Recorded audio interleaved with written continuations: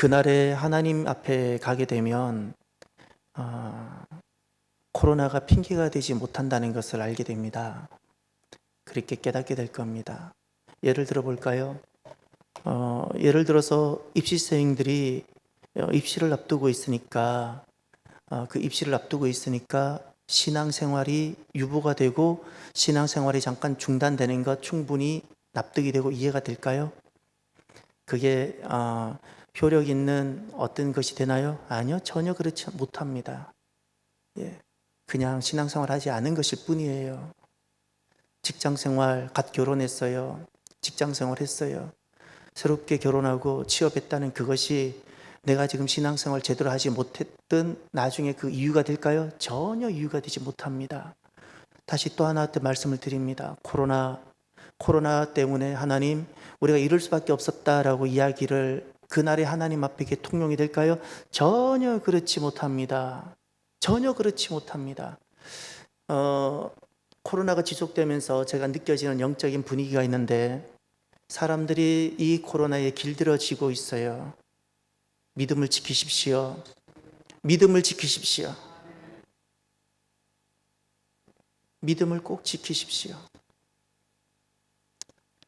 사람이 하나님만 추구하고 하나님만 향하고 내 것 아끼지 않고 하나님 때에 딱 헌신하고 나면 이 세상에 영적인 것들이 보이기 시작합니다.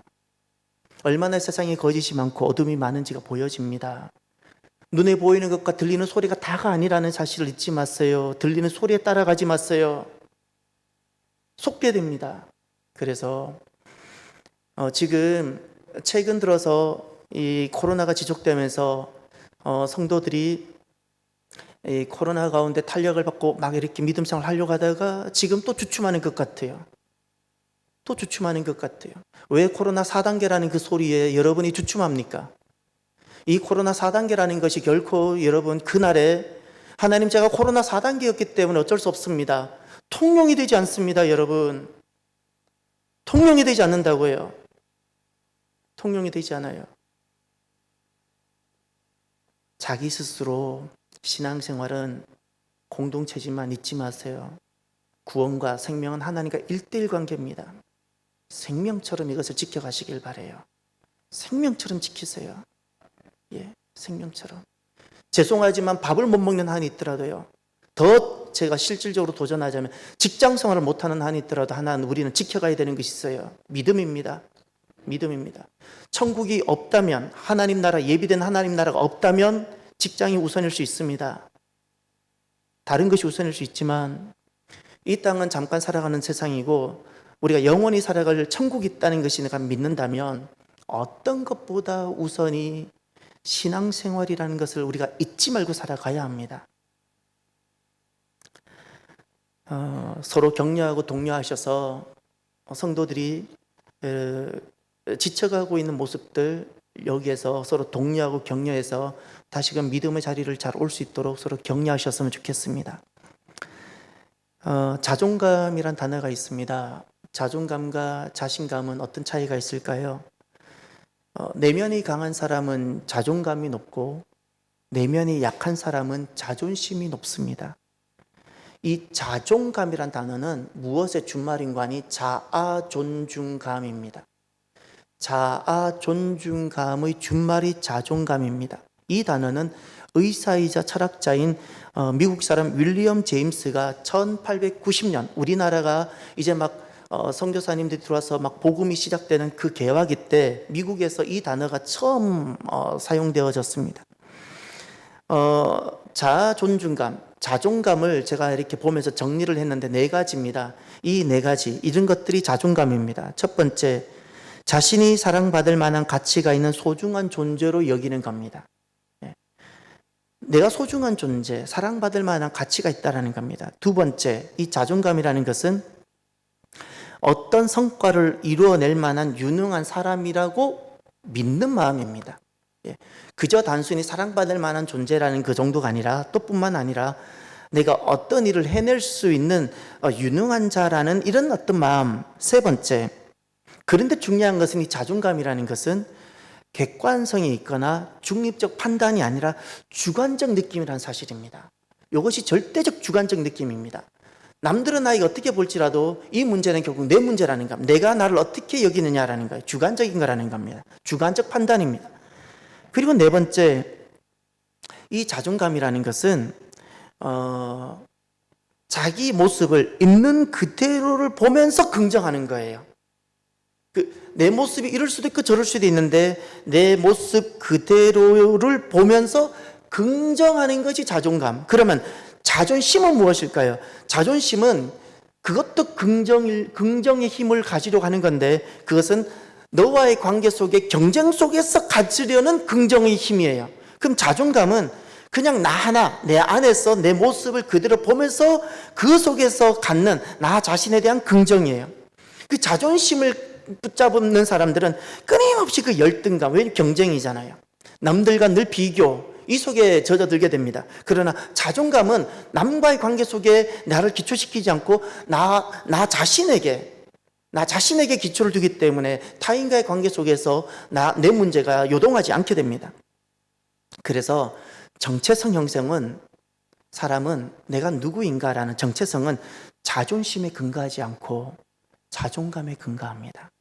나와 너와의 관계 속에 내가 어떻게 평가받고 너가 나를 어떻게 여기는가가 내 정체성이 되는 것이 아니라 내가 나를 누구로 여기냐라는 거, 이 문제예요.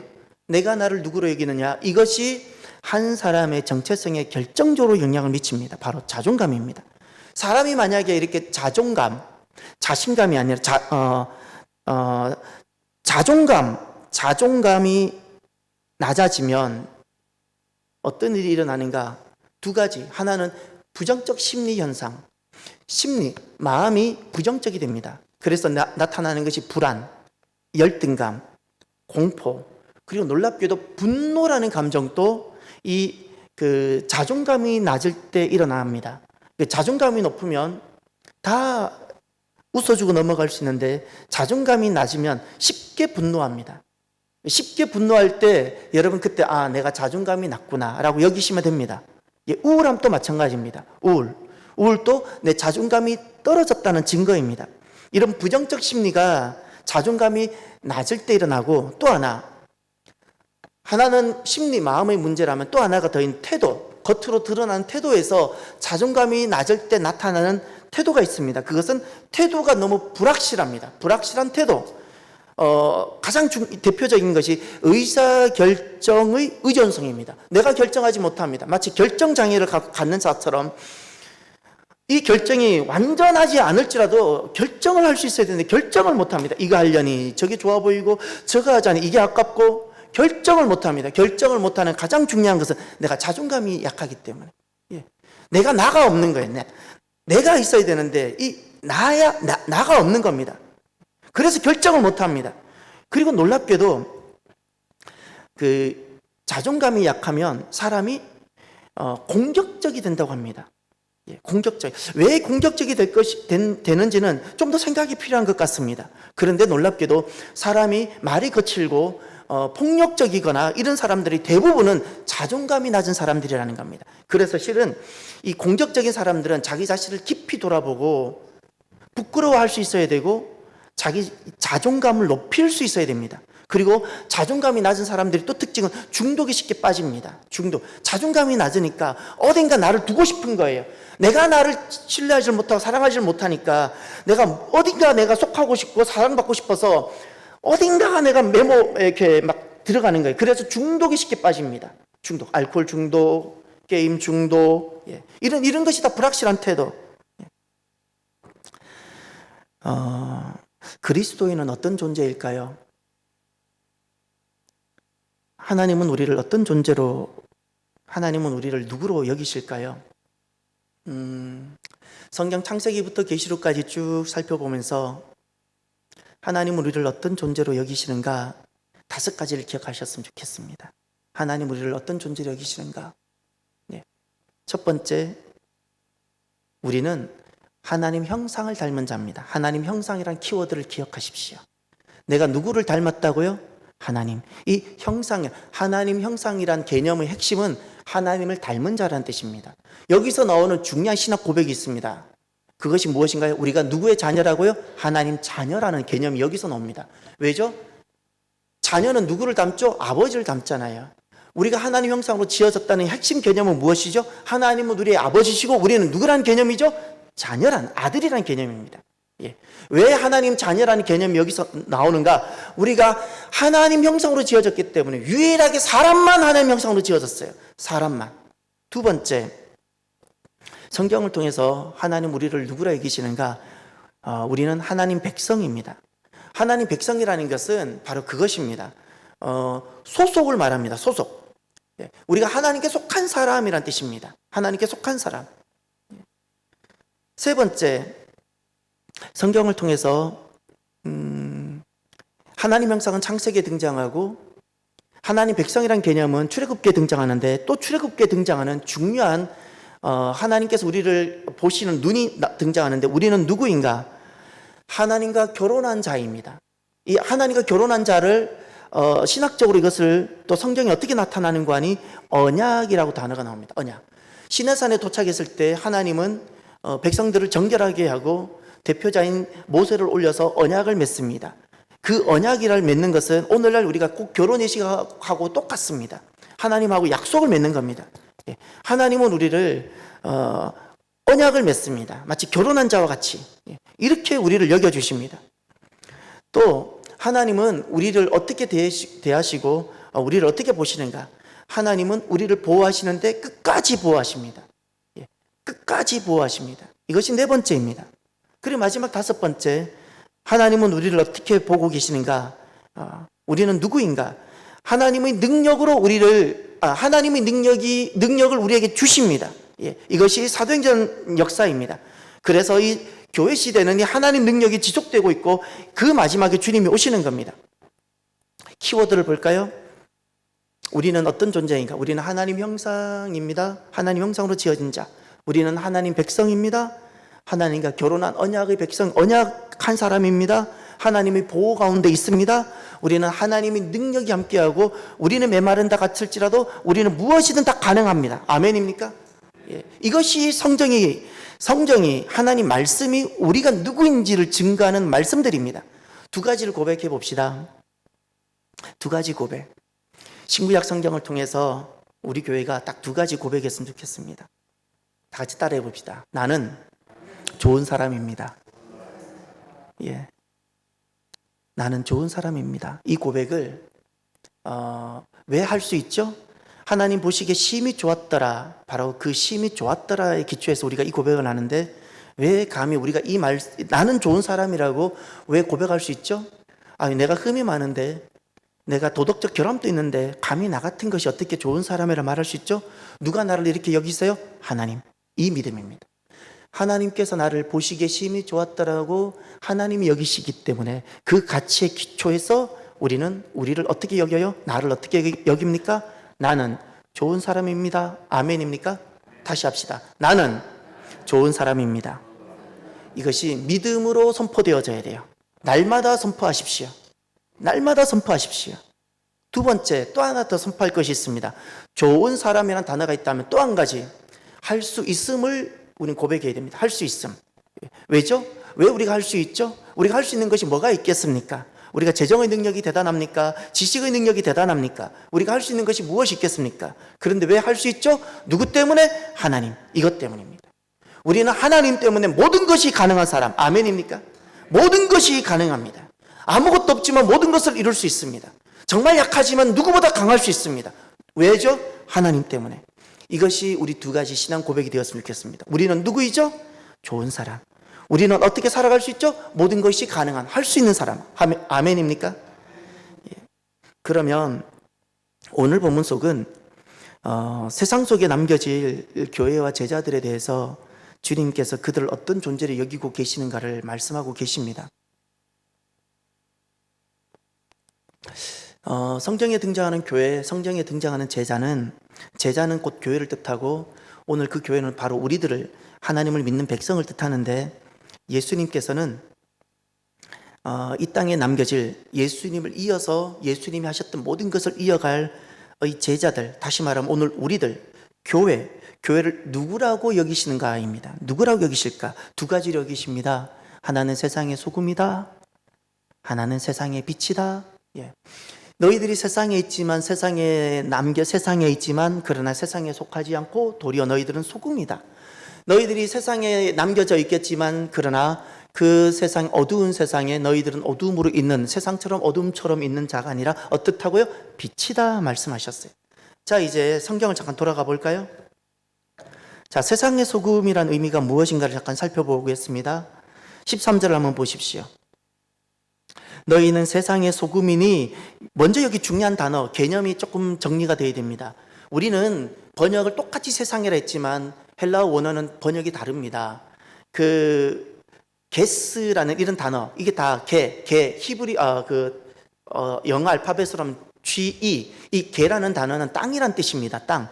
실은 이 13절에 너희는 세상의 소금이니 그랬을 때 이 세상이란 단어는 게입니다. 게. 그러니 이게 뭐냐면 땅의 소금이라니 땅에서의 소금이라는 뜻입니다. 단어가 다릅니다. 그러면 14절을 보세요. 너희는 세상의 빛이라 그랬을 때 이 세상은 무엇일까요? 우리는 단어가 똑같이 세상으로 했지만 전혀 다릅니다. 여기서는 코스모스입니다. 코스모. 그러니까 우리 코스모스를 우주라고도 번역하기도 하고 질서라고 번역하기도 하고 뭐 여러 가지로 번역할 수 있죠. 코스모스라 그랬어요. 그래서 우리가 이 두 번째 14절에 세상이라 그랬을 때는 단순히 그냥 세상인가 보다 그 세상이 아니라 온 세상이고 우주와 같고 하늘 같은 개념, 하늘이라는 거예요. 그러니 개념이 상반된다는 것을 기억하십시오. 13절의 세상은 땅이고 14절의 세상은 하늘과 같은 어떤 겁니다. 하늘입니다. 땅과 하늘. 자, 우리가 세상에 남겨질 텐데 땅에서는 어떤 존재이고 이 세상에 있는 하늘 이 공간에서는 우리는 어떤 존재인가라는 겁니다. 그럼 다시 13절 올라가셔서 첫 번째 주님 하셨던 말씀 다시 한번 봅시다. 여기에 소금에 대해서 두 가지를 말씀하셨습니다. 짜다라는 표현 있죠. 예, 짜게 하다. 이것이 소금의 역할입니다. 소금의 역할. 첫 번째, 이 세상의 소금이라 그랬을 때 주님께서 하셨던 말씀이 짜게 해야 한다. 이 짜게 해야 된다는 것이 도대체 무엇일까요? 또 한 가지 중요한 단어를 하나 보셔야 되는데 쓸데없어라는 단어가 있죠. 이 짜게 하지 못하면 쓸데없어진다는 겁니다. 다시 말해서 소금은 다른 용도로는 평가되지 않는다는 거예요. 소금은 짠 것으로만 평가된다는 거예요. 그런데 소금이 이 짜게 하지 못하면 다른 기능이 아무리 많아도 그것으로 평가가 되지 않는다는 거예요. 교회도 마찬가지, 성도도 마찬가지예요. 성도나 교회가 다른 것 아무리 많이 해도 원래 하나님께서 교회와 제자들에게 부탁하시고 맡기신 것이 있는데 그거 하나로 평가되지 다른 것 많이 한다고 평가되는 것 아니라는 거예요. 다른 것으로 평가되지 않습니다. 그러면 짜게 한다는 것이 무엇일까? 그것이 바로 역할입니다. 소금의 역할. 소금은 어떤 역할을 할까요? 저는 소금을 좋아하는 사람입니다. 소금을 좋아하게 된 결정적인 이유가 제 개인의 건강과 관련됩니다. 지금은 그 부분에 있어서 굉장히 좋아진 것 같아요. 왜죠? 소금 도움 때문에. 우리 오늘날 많은 사람들이 무조건 저염식을 해야 된다고 소금은 나쁘다고 해서 가능하면 소금을 줄입니다. 아니요, 몰라서 그래요. 소금은 생명의 가장 기본적인 겁니다. 소금이 충족되어야 사람은 삽니다. 심장에서 나오는 이 피가 3분의 1이 머리에서 소화가 되는데 심장에서 이 피가 어디로 가는 것이 제일 많이 힘들까요? 위로 올라가는 겁니다. 중력의 법칙에 의해서 밑으로 내려가는 것은 심장이 그렇게 심장과 심실과 그런 데서 많이 안 뛰어도 그건 잘 내려갈 수 있습니다. 그런데 중력의 법칙을 거스르는 머리로 올라가는, 그런데 이 머리는 피가 3분의 1이나 필요합니다. 여기 올라가는 것이 제일 힘듭니다. 그래서 심장에서 나온 동맥 중에 이 머리로 올라가는 동맥이 너무나도 큽니다. 그런데 이게 올라가야 되잖아요. 심장에서 오는 피가 머리로 올리는데 너무나도 중요한 요소가 하나 있어야 된답니다. 그것이 소금이랍니다. 소금. 그래서 혈액의 건강과 직결되고 소금은 부패 방지의 결정적인 요소가 됩니다. 항염, 심지어 또 소금에는 항암적인 요소도 있다고 합니다. 그래서 여러분 이 소금이라고 말했을 때 절대 정제 소금, 공장에서 인위적으로 만든 소금은 그것이 나쁜 거고 천일염 소금은 미네랄 덩어리입니다. 그 불순물을 제거한 천일염 소금은 여러분들이 잘 사용해서 많이 드세요. 없으면 제게 오십시오. 예, 꼭 천일염을 드시는데 그 사람의 몸에는 0.9% 소금이 있어야 됩니다. 이제 요 모든 것이 다 공통점입니다. 혈액, 우리 혈액을 혹시 여러분 이렇게 맛을 보셨어요? 혈액이 비릿한 것 같은데 그 철분 때문인데 간간함이 있어요. 왜죠? 소금 때문에 0.9%의 소금이 있습니다. 어머니 양수가 0.9%의 소금이 있답니다. 똑같습니다. 혈액이나 어머니 양수, 또 우리 몸에 있는 체액들 0.9%의 그 소금이 있답니다. 그리고 환자들이 병원에 가면 제일 많이 접하고 맞는 거 링거액, 예, 우리 흔히 그냥 영양제라 그러죠. 영양제가 다 0.9% 소금물입니다. 우리 간이 유지되기 위해서 간에 염분이 필요한데 간의 염분이 0.9%입니다. 백혈구 0.9%가 있어야 몸에 들어오는 나쁜 것들을 싸워 이기게 됩니다. 병원에서 단일 품목으로 최다 사용하는 의약품이 있는데 그것이 링거랍니다. 링거. 이건 다 소금물입니다. 0.9%. 사람의 몸, 혈액은 0.9%고 사람은 1.2%의 소금이 염분이 유지가 되어야지 비로소 몸이 건강하게 된다고 합니다. 이 몸이 바로 땅입니다. 너희는 세상의 소금이다 그랬죠. 사람의 몸인 이 땅, 몸은 땅입니다. 흙에서 왔으니까. 땅에서도 이 소금이 절대적으로 필요한 겁니다.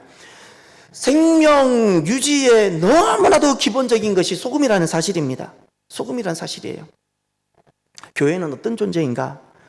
제자, 성도들은 어떤 존재인가? 소금과 같은, 어디서? 땅에서 소금과 같은 존재입니다. 소금과 같은 존재라는 개념은 이런 겁니다. 부패를 방지합니다. 소금이 있으므로 부패가 방지되고 염증을 막고 혈액과 몸을 건강하게 합니다. 땅에도 0.9% 소금이 있어야 되는 것처럼 여러분 잊지 마십시오. 0.9%의 소금이 필수적으로 있어야 몸이 유지가, 건강이 유지가 되는 것처럼 세상에도 교회와 성도들이 필수적으로 있어야 세상이 건강하게 된다는 사실을 확신하십시오. 소돔과 고모라가 왜 멸망했나요? 사람들은 자꾸 그렇게 말합니다. 소돔과 고모라가 죄악이 많아서. 맞습니다. 죄악이 많아서 망했습니다. 그 소돔이라는 단어에서 소돔이 동성애가 나왔습니다. 아주 타락한 땅이 맞습니다. 그러나 틀렸습니다. 소돔과 고모라만 죄악이 많았을까요? 우리나라는 죄악이 없나요? 이 세상에 죄악이 없는 곳이 어디 있나요? 죄라는 관점에서 온 세상을 봤을 때 죄가 비어있는 선만이 가득한 곳이 있으면 제게 말씀해 주십시오. 사람들은 그렇게 말합니다. 소돔과 고모라가 죄악이 많아서 망했다. 틀린 것도 아니지만 맞는 것도 아닙니다. 소돔과 고모라가 망한 결정적인 이유는 그 땅을 결정적으로 살게 하는 생명, 그 땅이 생명 유지가 되도록 하는 소금과 같은 존재가 없었기 때문에 그래서 의인이란 단어가 거기서 나옵니다. 의인 50명, 의인 45명 다 소금과 같은 존재입니다. 마지막 의인 10명이 없어서 그 땅은 죄가 많아서 망한 것이 맞지만 결국 그 땅은 어디든 죄는 항상 많은데 주님 오실 때까지 세상은 죄악이 가득할 텐데 그 땅이 죄가 있어도 결국 죄가 있는 가운데서라도 그 땅이 살도록 해주는 것은 소금이 있어야 되는 거예요. 소금이. 생명 유지가 되는 하나님 백성들이 있어야 되는데 그 땅에 하나님 백성이 없었기 때문에 망한 겁니다. 그래서 교회가 반드시 이 땅에 필요하고 대한민국에 반드시 교회가 살아남아 있어야 되는 겁니다. 반드시 남아야 됩니다. 교회가 세상의 희망이고 그래서 교회는 반드시 보호를 받아야 됩니다. 명심하셔야 됩니다. 우리는 세상의 소금입니다. 이 가치와 이 정체성은 우리가 말하는 것이 아니라 주님이 말씀하셨어요. 주님께서 우리를 소금으로 여겨주셨습니다. 소금은 다른 것으로 평가되지 않습니다. 소금이 좀 단단하다고 이것을 마늘을 찌는데 마늘을 아무리 잘 찌어도 또 집을 짓는데 소금이라는 이 재료가 너무너무 집 건축에 좋다고 해서 아무리 써도 소금은 그것으로 평가되지 않습니다. 맛으로만 평가됩니다. 얼마나 부패를 방지하는지, 얼마나 혈액을 건강하게 하는지. 그것처럼 교회는, 성도는 다른 것으로 평가되지 않습니다. 명심하십시오. 절대 다른 것으로 평가되지 않습니다. 가장 본질적인 생명과 관련된 것으로만 우리는 하나님 백성들은 평가를 받습니다. 그래서 우리는 목숨을 걸고 구속사적인 삶을 살아야 됩니다. 이 구속사적인 삶이라는 것이 결국 생명과 관련되는 것이기 때문에 그렇습니다. 내가 교회에서 이것저것 일 좀 한다고 내가 좋은 평가 받을 거라고 여기지 마십시오. 여기지 마십시오. 내가 얼마나 구원을 위해서 살아가고 있는가를 보십시오. 이제 그러면 소금의 삶이 구체적으로 어떤 것인가를 한번 봅시다. 소금의 삶이란 도대체 구체적으로 어떤 것일까? 주님께서 말씀하셨어요. 마태복음 5장은 주님께서 제자들만 특별히 불러서 산으로 불러서 수많은 무리가 있지만 산으로 불러서 제자들에게 특별히 하신 말씀이고 앞으로 이 제자들이 교회가 되고 그리고 우리에게까지 이어지고 주님 오실 때까지 이것이 이어질 텐데 이렇게 제자와 교회인 이들에게 주님께서 특별히 부탁하고 위탁하신 말씀들이에요. 첫 번째 하셨던 말씀이 복에 대한 말씀입니다. 지난주 수요일 기억하시나요? 복에 대한 말씀. 복에 대한 말씀. 이 복에 대한 말씀을 보면서 무엇이 소금의 삶인지를 우리는 알 수 있게 됩니다. 여러분 5장 3절로 돌아가 보십시오. 우리 먼저 3절을 한번 다 같이 읽어볼까요? 시작. 심령이 가난한 자는 복이 있나니 천국이 그들의 것이며. 한번 다시 정리해 볼까요? 여기에서 복이 무엇입니까? 복. 하나님 나라, 천국이 복입니다. 하나님 나라가 복입니다. 그러면 어떻게 사는 것이 복된 삶이라 그랬죠? 천국이 그들의 것이 나의 것이 될 수 있도록 심령이 가난하다 그랬죠. 이 심령은 영혼, 푸뉴마입니다. 몸의 가난, 물질의 가난이 아니라 영혼의 푸뉴마가 겸손하고 헌신된 그 삶이 복된 삶이라는 겁니다. 그러면 여기에서 소금의 삶이 무엇일까요? 세상을 부패하지 않고 세상은 항상 제약이 가능하지만 이 세상을 살게 하고 세상을 지탱시키는 소금의 삶은 무엇일까요? 내 영혼이 하나님 앞에서 겸손하고 헌신된 삶이 바로 소금의 삶입니다. 소금의 삶. 두 번째, 4절을 보십시오. 다 함께 읽어볼까요? 애통하는 자는 복이 있나니 그들이 위로를 받을 것이며. 여기서 복이 무엇이죠? 무엇이 복이죠? 복이 무엇이죠? 하나님의 위로가 복입니다. 위로를 받는다 그랬죠. 누구의 위로를 받아요? 하나님의 위로. 그러면 여기에서 무엇이 복된 삶인가를 생각하십시오. 애통할 수 있어야 돼요. 근데 이 애통, 죄에 대해서 아파하는 삶입니다. 죄에 대해서 아파하는 것이 복된 삶입니다. 그러면 소금의 삶이라는 것은 무엇일까요? 이 땅에 있는 죄에 대해서, 내 죄에 대해서, 세상의 부패에 대해서, 내 부패에 대해서 아파하는 그 삶이 바로 소금의 삶입니다. 죄에 대해서 아파하고 인지하고 죄를 부정하지 않고 아파하는 바로 그 삶, 그 삶이 바로 소금의 삶입니다. 세 번째, 5절을 보십시오. 함께 볼까요? 온유한 자는 복이 있나니 그들이 땅을 기업으로 받을 것이며. 먼저 무엇이 복입니까? 복을 정리를 하십시오. 무엇이 복이죠? 기업이죠. 이 기업이란 하나님이 주시는 겁니다. 하나님이 분복으로 주시는 겁니다. 그것이 아내일 수도 있고 배우자일 수도 있고 남편일 수도 있고 자녀일 수도 있고 가정일 수도 있고 교회일 수도 있고 무엇도 하나님이 주시는 모든 것은 기업인데, 그러면 여기서 무엇이 복이라는 것일까요? 하나님의 기업, 하나님이 내게 주시는 모든 분복이 복입니다. 그러면 여기에서 무엇이 복된 삶일까요? 이 복된 삶이 바로 소금입니다. 소금의 삶입니다. 무엇이 복된 삶이죠? 온유한 자가 땅을 기업으로 받죠. 기업으로 받아요. 이 온유가 무엇이라고 제가 그랬죠? 온유는 그 악에 대해서 원망과 불평을 멈추고 하나님께 통제라는 개념이 너무 중요하다 그랬죠. 이것이 바로 복된 삶입니다. 하나님의 통제에 복종하는 삶, 그 사람이 하나님의 기업을 누립니다. 그러면 소금이라는 것은 무엇일까요? 이 세상에서 누구의 통제를 받아요? 하나님의 통제. 하나님의 통제에 복종하는 그 삶이 바로 소금입니다. 어디에서? 세상에서. 세상에 의해서 통제가 되지 않아요. 소금은 세상에 의해서 통제가 되면 맛을 잃어버려요. 누구에게 통제가 되어져요? 하나님. 세상 속에서 다른 데 복종하지 않아요. 세상 속에서 누구에게 복종을 해요? 하나님. 그것이 소금입니다. 소금. 네 번째, 6절을 보십시오. 6절. 함께 봅니다. 의에 줄이고 목마른 자는 복이 있나니 그들이 배부를 것이며. 먼저 복을 또 찾아보십시오. 무엇이 복입니까? 무엇이 복이죠? 배부르다 그랬죠? 하나님의 공급을 말합니다. 복이라는 것은 내가 열심히 살아서 내가 많이 수확을 얻고 내가 많이 소유하는 것을 세상에선 복이라 말합니다. 그러나 하나님은 말씀하셨습니다. 예수님을 통해서 교회에게 하나님의 공급하심이 복이라고 말씀하셨어요. 여러분, 오늘 우리의 모든 삶이 하나님의 공급이 되어지길 바랍니다.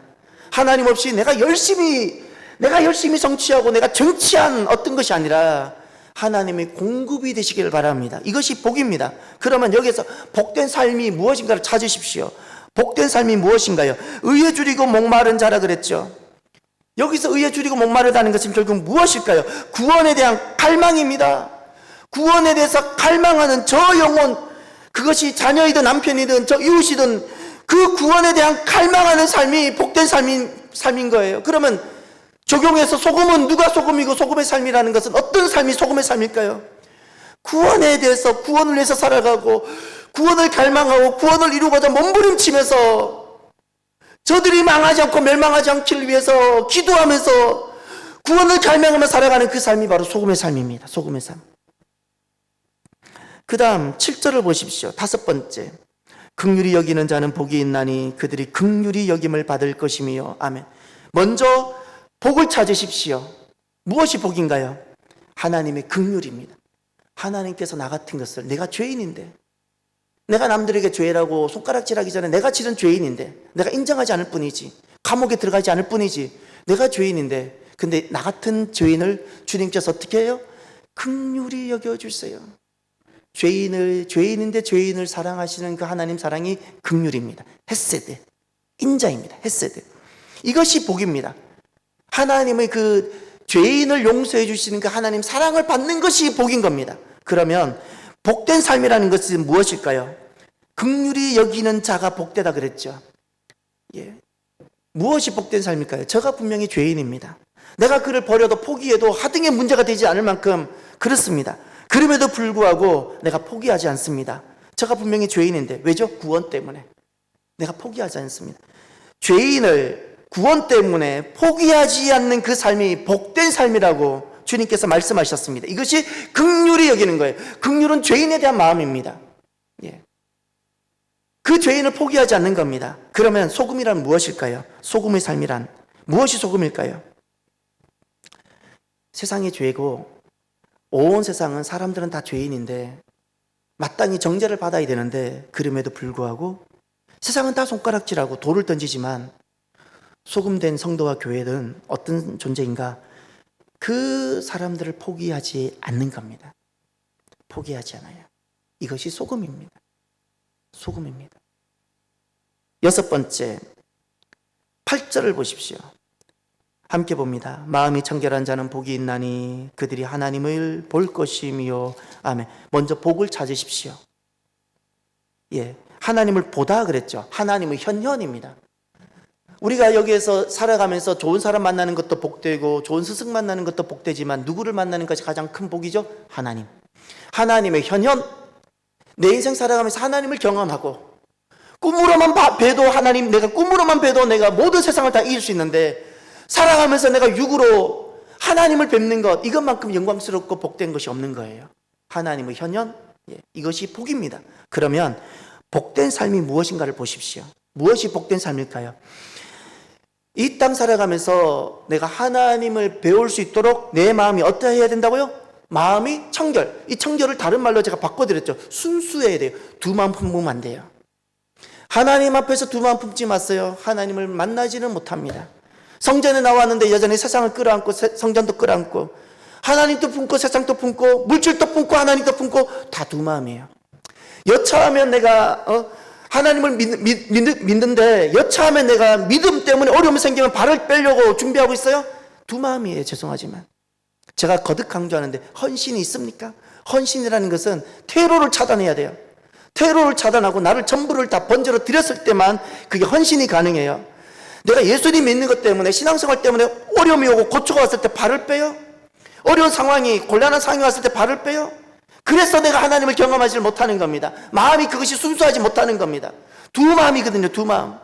너무나도 멀쩡한데, 너무나도 모태신앙이고 어쩌면 그가 목사할 수도 있는데 두 마음은 절대 하나님을 경험하지 못합니다. 무엇이 복된 삶일까요? 마음이 순수해야 됩니다. 한 마음. 그럼 소금의 삶이라는 건 무엇일까요? 이렇게 복잡하고 온통 두 마음인데, 이 사람을 만나면서도 저 사람을 품고 살아가는 것이 세상인데, 무엇이 소금일까요? 마음이 순수하게 살아, 한 마음입니다. 이렇게 살아가는 거예요. 거기서 누구를 경험해요? 하나님을 경험하고 세상에 누구를 보여드려요? 하나님. 7번째, 9절을 보십시오. 다 함께 볼까요? 화평하게 하는 자는 복이 있나니 그들이 하나님의 아들이라 일컬음을 받을 것이며. 아멘. 복을 찾으십시오. 먼저 복이 다 수정되어져야 돼요. 우리는 세상에 오염된 복의 개념을 다 가지고 있는데 다 바뀌어져야 돼요. 여기서 복은 무엇일까요? 하나님의 아들이라 그랬죠. 이게 선택입니다. 예. 하나님의 선택. 가장 복된 것은 내가 살아가면서 멋진 내 남편이 나를 택해주는 것도 고맙고, 좋은 기업에서 나를 택해준 것도 고맙고, 그렇지만 가장 복된 것이 무엇일까요? 나 같은 것을 하나님의 아들로 택해주신 것이 가장 큰 복입니다. 이게 선택이라는 겁니다. 가장 큰 하나님 사랑이 무엇으로 나타나는 거니? 선택으로 나타나는 겁니다. 선택으로. 그러면 하나님의 선택, 하나님의 택하심이 복이라면 복된 삶이란 무엇일까요? 복된 삶. 예. 화평케 하는 자라 그랬죠.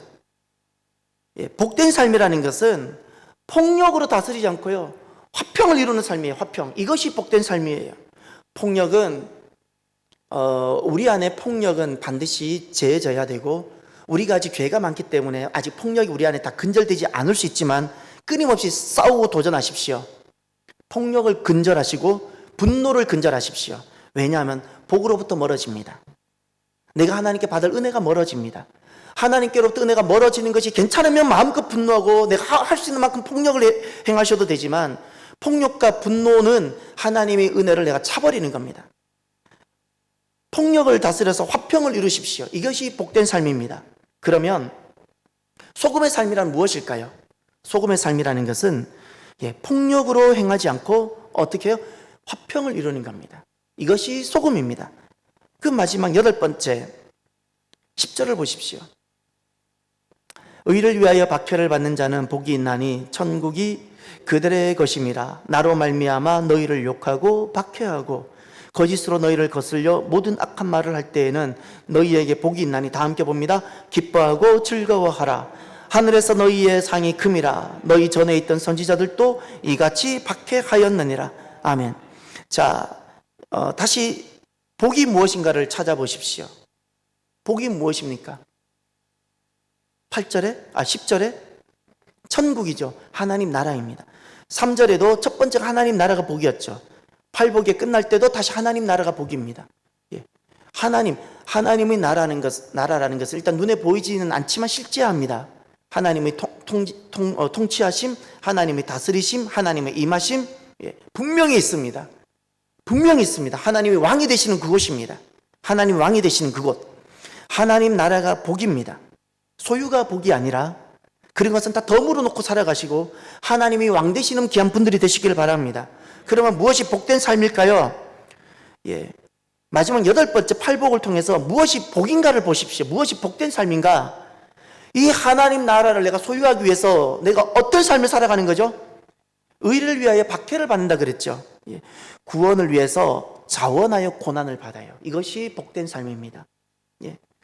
구원을 위해서 나의 구원, 너의 구원, 배우자의 구원, 자녀의 구원을 위해서 내가 자원해서 박해를 받고 고난을 받아요. 이것이 복된 삶이에요. 그러면 소금이란 삶이란 무엇일까요? 소금은 어떤 삶이 소금의 삶일까요? 자원해서, 세상에서, 땅에서 자원해서 어떤 삶을 살아요? 구원을 위해서 자원해서 고난을 받아요. 이것이 소금입니다. 소금. 사랑하는 성도 여러분, 주님께서 우리를 이렇게 말씀하셨습니다. 소금이다. 소금이다. 세상은 부패가 가득하고 죄가 가득해요. 아담이 타락한 이후 그때부터 지금까지 세상에서 죄악이 근절된 적이 단 한 번도 없었습니다. 지금부터 주님 오실 때까지 세상에서 죄악이 근절될 순간은 단 한순간도 단 1초도 없을 것입니다. 세상은 항상 악이 있고 부패가 있고 죄가 가득할 겁니다. 그런데 이 부패한 세상이 망하지 않고 생존될 수 있는 유일한 비결이 무엇일까요? 소금 교회가 있기 때문에. 소금 교회. 예. 죄악된 세상이지만, 죄악된 사람들이지만 그들이 망하지 않는 이유가 있다면 무엇이 때문일까요? 왜 심판이 자꾸 유보되고 더디어집니까? 소금 성도가 있기 때문에. 소금 성도. 사랑하는 성도 여러분, 저와 여러분들이 소금 교회, 소금 성도, 소금 부모가 되기를 바랍니다. 소금 아내가 되시기를 바랍니다. 소금 남편이 되시기를 바랍니다. 우리 모두가 소금 부모가 되어서 자녀가 살아나고 자녀가 보호를 받고 소금 교회가 되어서, 세상은 항상 악이 있는데, 죄가 있는데, 이 세상이 소금 교회, 0.9%의 소금 교회 때문에 세상이 살게 되어지는 그 놀라운 은혜가 있기를 바랍니다. 기도합시다. 오늘 주님